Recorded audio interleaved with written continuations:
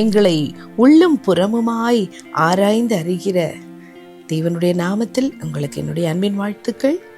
இந்த நாளிலும் யோவான் எழுதின சுவிசேஷம் 10ஆம் அதிகாரம் 27ஆம் வசனத்திலிருந்து 30ஆம் வசனம் வரைக்கும் நம்ம தியானிக்க போகிறோம். என் ஆடுகளின் சத்தத்திற்கு செவி கொடுக்கிறது, நான் அவைகளை அறிந்திருக்கிறேன், அவைகள் எனக்கு பின் செல்லுகிறது, நான் அவைகளுக்கு நித்திய ஜீவனை கொடுக்கிறேன், அவைகள் ஒரு காலம் கெட்டு போவதில்லை, ஒருவனும் அவைகளை என் கையிலிருந்து பறித்துக் கொள்வதும் இல்லை. அவைகளை எனக்கு தந்த என் பிதா எல்லாரிலும் பெரியவராயிருக்கிறார். அவைகளை என் பிதாவின் கையிலிருந்து பறித்துக் கொள்ள ஒருவனாலும் கூடாது. நானும் பிதாவும் ஒன்றாய் இருக்கிறோம் என்றார். எனக்கு பிரியமான தெய்வ பிள்ளைகளை, இயேசு கிறிஸ்து தன்னை பின்பற்றுகிற ஆடுகளை குறித்து அவர் ஒரு அதிகாரத்தோடு கூட, ஆழமான நம்பிக்கையோடு கூட அவர் என்ன சொல்றார் பாருங்க. என் ஆடுனா அது என் சத்தத்துக்கு செவி கொடுக்கும். என் ஆடு இல்லை அப்படின்னா என்னை விசுவாசிக்கவும் செய்யாது, என்னுடைய சத்தத்துக்கு செவி கொடுக்காது.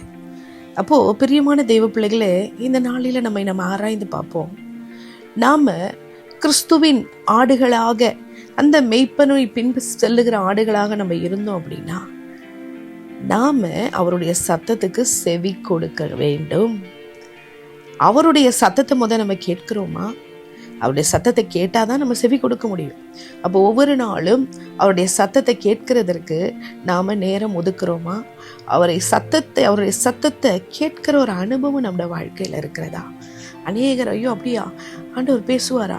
எப்படி பேசுவாரு? நேரா பேசுவாரா? மனசுல பேசுவாரா? எப்படி பேசுவாரு ஆண்டவர் சொன்னாருன்னு சொல்றாங்களே அப்படின்னு, இது பொய்யா இருக்குமோ அல்லது இது உண்மையா இருக்குமோ அப்படின்னு நிறைய பேருக்கு குழப்பமும், நிறைய பேருக்கு அதுல ஒரு பெரிய கேள்வி, சந்தேகம் இருக்கு. எத்தனையோ வருஷம் ஆலயத்துக்கு போய் ரட்சிக்கப்பட்டு ஆண்டோட வார்த்தையை கேட்டாலும் இது அநேகருக்கு இது புலப்படுவதில்லை. அப்போ என் ஆடுகள் என் சத்தத்துக்கு செவி கொடுக்கிறது. அப்போ அந்த சத்தத்தை கேட்டாதான் அதற்கு செவி கொடுக்க முடியும். இப்போ சத்தத்தை கேட்கிறதுனா என்னது? ஆண்டவர் அப்படியே பேரை கூப்பிட்டு நேரா பேசுவாரா? இல்லை. ஆண்டவர் இப்படி பேசுவாரு, பல விதங்களில பேசுவார். முதலாவது அவர் நம் மூலமாய் பேசுகிற ஒரு முறை என்ன அப்படின்னா, தேவனுடைய வார்த்தை மூலமாக அழகா அவர் பேசுவார். நம்ம வாசிக்கிற வசனங்கள் மூலமாக ஒவ்வொரு நாளும் அங்கே ஒன்று இங்கே ஒன்று அந்த மாதிரி இல்லை. தொடர்ந்து நம்ம ஆண்டவருடைய வார்த்தையை ஒரு ஒழுங்கு கிரமமாக ஒரு புஸ்தகத்தை எடுத்தால் அதை நம்ம கண்டினியூஸாக படிக்கிறதன் மூலமாக ஆண்டவர் அன்னன்னைக்கு நம்மளுக்கு என்ன தேவையோ பேசுவார். நம்ம படிக்கிறதுக்கு முன்பாக ஆண்டவர்கிட்ட கேட்கணும், ஆவியானவரே, இன்றைக்கு உம்முடைய ரேமா வார்த்தையை நான் கேட்கணும். நீர் என்கிட்ட என்ன பேசணுமோ அதை தெளிவாக பேசும் ஆண்டவரே. நீர் பேசுகிறத என் இருதயத்தில் நான் உடனே கேட்ச் பண்ணும்படியாய் எனக்கு உணர்வுள்ள இருதயத்தை, சென்சிட்டிவான இருதயத்தை நீங்கள் தாங்க அப்படின்னு சொல்லி நம்ம ஜெபிச்சுட்டு நம்ம வேதத்தை படிக்க, ஆழமாக கருத்தாக நம்ம படிக்கும் போது அதன் மூலமாக ஆண்டவர் அழகா தெளிவாக பேசுகிறதை நாம உணர முடியும். இரண்டாவது, ஆண்டவர் தேவ பிள்ளைகள் மூலமாக அவர் என்ன செய்வார்? நம்மோடு கூட பேசுவார்.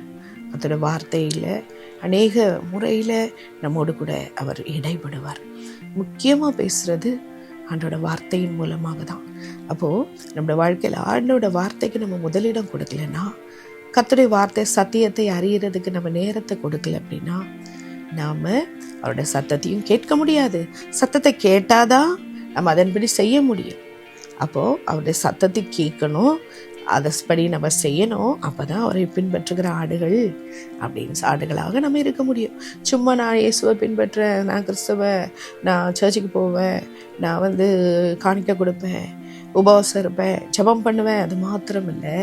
கிறிஸ்துவை உண்மையாக பின்பற்றுகிற ஆடுகள் அவருடைய சத்தத்தை கேட்கும், செவி கொடுக்கும். அதை தான் இயேசு தன்னை நம்பாத யூதர்களை பார்த்து சொல்றாரு, நீங்க என் ஆட்டில் மந்தையிலேயே இல்லை, அதனால நீங்க விசுவாசிக்கல, நீ என் சத்தத்தை கேட்க முடியல, அதனால உங்களுக்கு நான் யாருன்னு தெரியல. ஆனா என் ஆடுகள் என்னை அறிந்திருக்கும், நான் ஆடுகளை அறிந்திருக்கிறேன் அப்படின்னு அவர் சொல்றார்.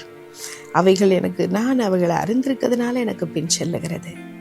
இப்போ நாம் நல்ல மெய்ப்பனாகிய இயேசுவின் பின் செல்லுகிற பிள்ளைகளாக, அவரை அறிந்த பிள்ளைகளாக, அவர் நம்மை அறிகிறதற்கு நம்ம இடம் கொடுத்து நம்மை ஒப்பு கொடுத்து அவர் நம்ம வாழ்க்கையில் கிரியை செய்கிறதற்கு நாம் நம்மை அர்ப்பணிக்க வேண்டும். அப்படி நம்ம இருக்கும்போது அப்படிப்பட்ட ஆடுகளுக்கு தான் இயேசு நித்திய ஜீவனை கொடுக்கிறார். ஒருபோதும் கெட்டு போகாதபடி அவர் பாதுகாக்கிறார். அவருடைய கரத்தில் மூடி பாதுகாக்கிறார். ஒருவனும் அவருடைய கரத்திலிருந்து இந்த ஆடுகளை எடுத்துக்கொள்ள முடியாது. நாம ஆண்டவரின் சத்தத்தை கேட்கறது, அதன்படி செய்கிறது, அவருடைய பலத்த கருத்துக்குள்ள நம்ம அடங்கி இருக்கும்போது நம்மை பாதுகாக்கிற தேவன் ஒருவரும் நம்மை எடுத்துக்கொள்ள முடியாது, சத்துரு தொட முடியாது. அது மாத்திரமல்ல, பிதாவை குறித்து சொல்லுகிறார், என்னில் இருக்கிற பிதா, இவைகளெல்லாம் எனக்கு தந்த பிதா பெரியவராக இருக்கிறாரு. அவர் அவைகளை என் கையில், பிதாவின் கையிலிருந்து பறித்து கொள்ள ஒருவனாலும் கூடாது. நானும் பிதாவும் ஒன்றாக இருக்கிறோம். நீங்கள் ஏன் பிதாவையும் என்னையும் வேற வேறப்படுத்தி பார்க்குறீங்க சொல்கிறார். யூதர்களை பார்த்து சொல்கிறார், நீங்கள் என்ன விசுவாசிக்கல, ஆனால் நானும் பிதாவும் ஒன்றாக இருக்கிறோம், என் பிதாவின் கையிலிருந்து எடுத்துக்கொள்ள முடியாது சொல்லி தெளிவாக அவர் சொல்லுகிறதை பார்க்கிறோம்.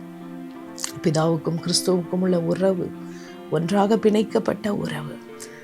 முழுக்க முழுக்க பிதாவை பிரியப்படுத்துகிற ஒரு வாழ்க்கை கிறிஸ்து வாழ்ந்தார். பிரியமானவர்களே, நம்மோடு கூட இன்றைக்கு ஆண்டவர் தெளிவாய் பேசுகிறார். நாம் சத்தத்தை கேட்கிறதற்கு, அந்த சத்தத்துக்கு செவி கொடுக்கிறதற்கு நாம் முழுவதுமாய் நம்மை அறிந்து கொள்ள, நம்மை அர்ப்பணித்து அவருக்கு பின் செல்ல, நித்திய ஜீவனை நம்ம சுதந்தரித்து கொள்ள நம்மை நாம் அர்ப்பணிப்போமா? எங்கள் அன்பின் தெய்வமே, இன்றைக்கு எங்களோடு கூட தெளிவாக இடைப்பட்ட வார்த்தைகளுக்காக ஸ்தோத்திரம். நித்திய ஜீவனை பற்றி கொள்ளுகிற ஆடுகளாய், சத்தத்துக்கு செவி கொடுக்கிற ஆடுகளாய் நீர் அறிந்து எங்கள் வாழ்க்கையில் நீர் செயல்படுகிற அளவுக்கு ஆண்டவரை நாங்கள் விட்டு கொடுக்கிறவர்களாய், உமக்கு பின் செல்லுகிறவர்களாய் இருக்க கர்த்தர் எங்களுக்கு கிருபை தருவீராக. எங்கள் வாழ்க்கையை நீர் முற்றிலுமாய் ஆளுகை செய்யும்படியாய் உம்முடைய பலத்த கரத்துக்குள்ள எங்களை அர்ப்பணித்து ஜெபிக்கிறோம் ஜீவனுள்ள பிதாவே. ஆமேன், ஆமேன்.